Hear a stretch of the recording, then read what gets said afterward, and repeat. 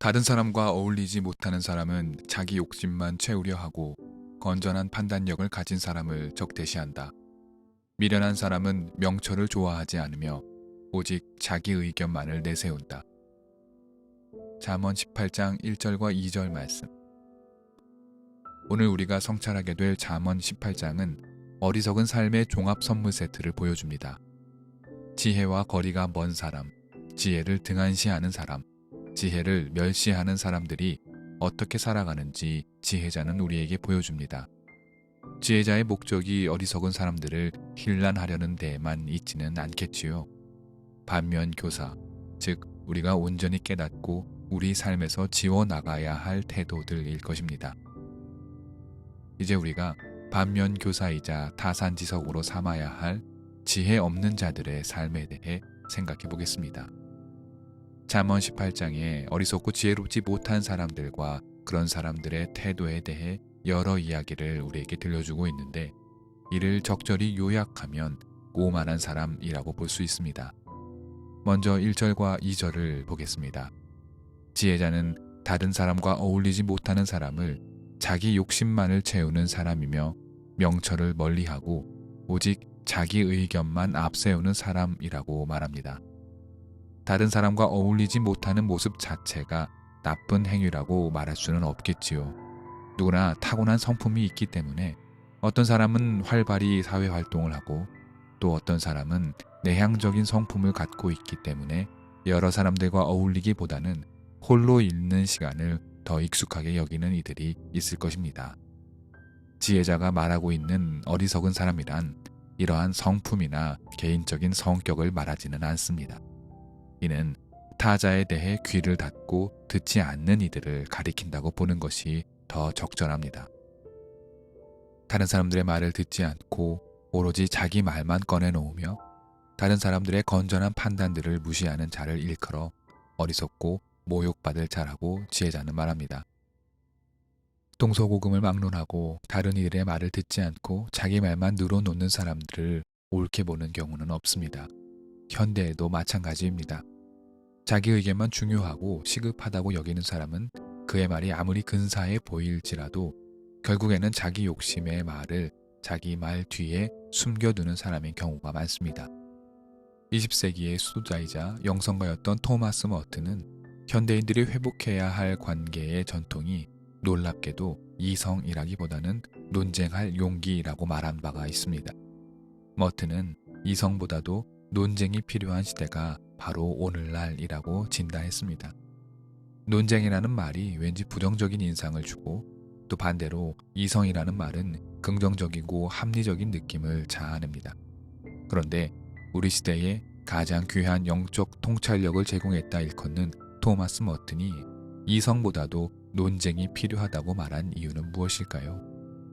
이성은 인간이 지니고 있는 중요한 특징 가운데 하나가 맞습니다.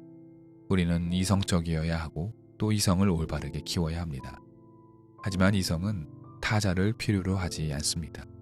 이성은 나와 내 안에 있는 것들과의 관계를 중요하게 여깁니다. 반대로 논쟁은 반드시 타자를 필요로 합니다. 오해하지 말아야 할 것은 논쟁이 말싸움을 건다거나 상대방을 비웃는다거나 이죽이는 태도가 아닙니다.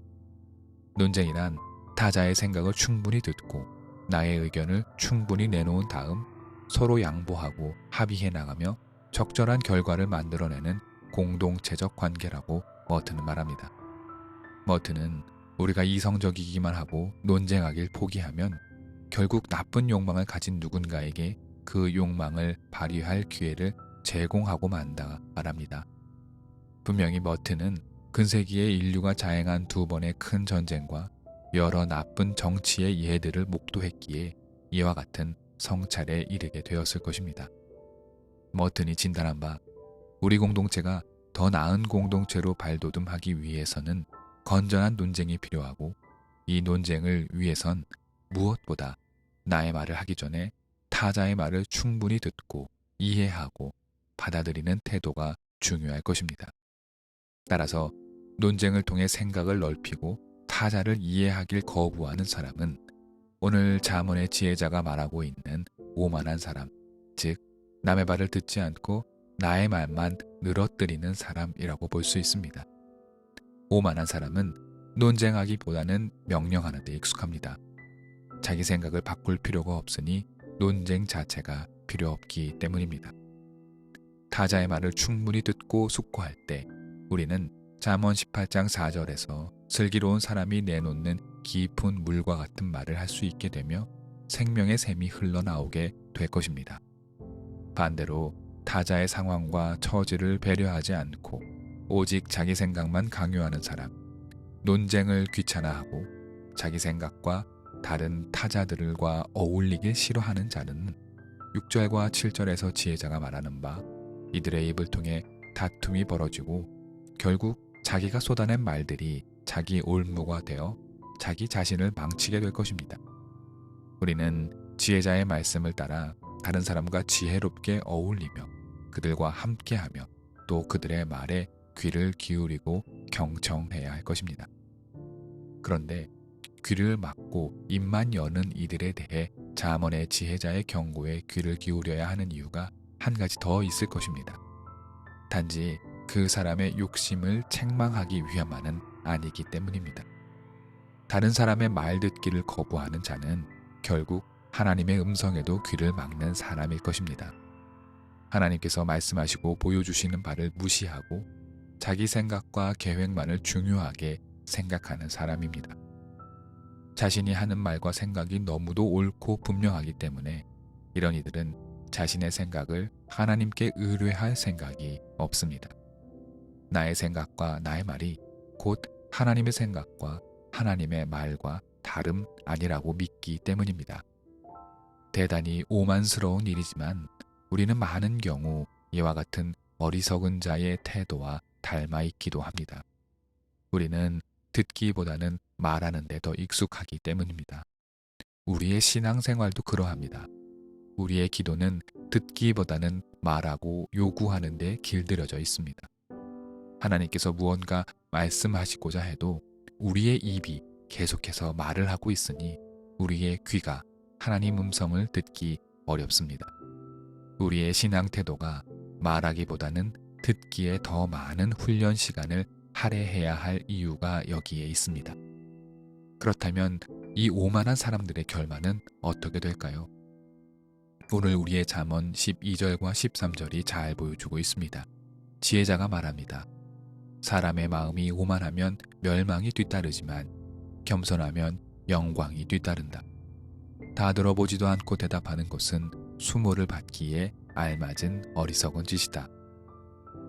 마음이 오만한 자는 멸망을 받으며 상대방의 말을 듣지 않고 자기 말만 늘어놓는 사람은 수모를 당한다고 지혜자가 말합니다.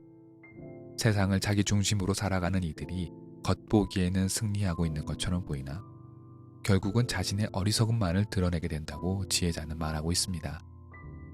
남의 말에는 귀를 닫고 자기 말만 늘어놓는 사람과 달리 지혜로운 말을 하는 사람, 남의 말에 귀를 기울이는 사람, 타자의 입장에 서보려고 노력하는 자를 지혜로운 자라고 잠언은 말합니다. 15절에서 지혜자는 명철한 사람의 마음은 지식을 얻고 지혜로운 사람의 귀는 지식을 구한다고 말했습니다. 지혜자가 주목하는 지혜로운 자는 이와 같이 넓은 마음과 귀를 갖고 있는 사람입니다. 마음은 타자들의 생각을 담는 그릇이고 귀는 타자들의 음성을 듣는 통로입니다. 듣기가 이토록 중요함을 잠언은 계속해서 우리에게 가르쳐주고 있습니다. 17절도 한번 보겠습니다. 무척 재미있는 표현입니다. 지혜자가 말합니다. 송사에서는 먼저 말하는 사람이 옳은 것 같으나 상대방이 와 보아야 사실이 밝혀진다.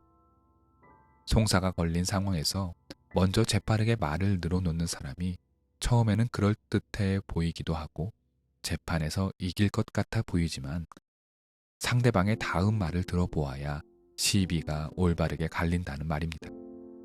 양쪽의 말을 다 들어보아야 올바른 판단을 내릴 수 있다는 지혜자의 말이 오늘날 우리의 사회와도 그리 많이 다르지 않은 것 같아 흥미롭습니다.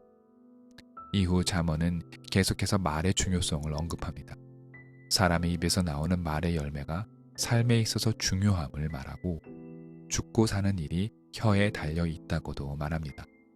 말을 주고받는 행위가 지혜로운 삶에 있어서 중요한 위치를 차지하고 있음을 잠언의 지혜자는 다양한 잠언들을 통해 우리에게 말해주고 있습니다. 소통이 참으로 중요한 시대가 되었습니다. 나의 말만 늘어놓는 일은 어리석음의 상징이고 오만함의 표지입니다. 타자들과 건전하게 어울리며 그들의 말을 듣고 때때로 유익한 논쟁을 통해 서로의 생각을 교정하고 적절한 합의 지점을 찾아 공동체의 유익을 도모해야 할 것입니다. 무엇보다 우리 그리스도인들은 나의 말과 요구를 줄이고 하나님의 음성 듣기를 구해야 할 것입니다.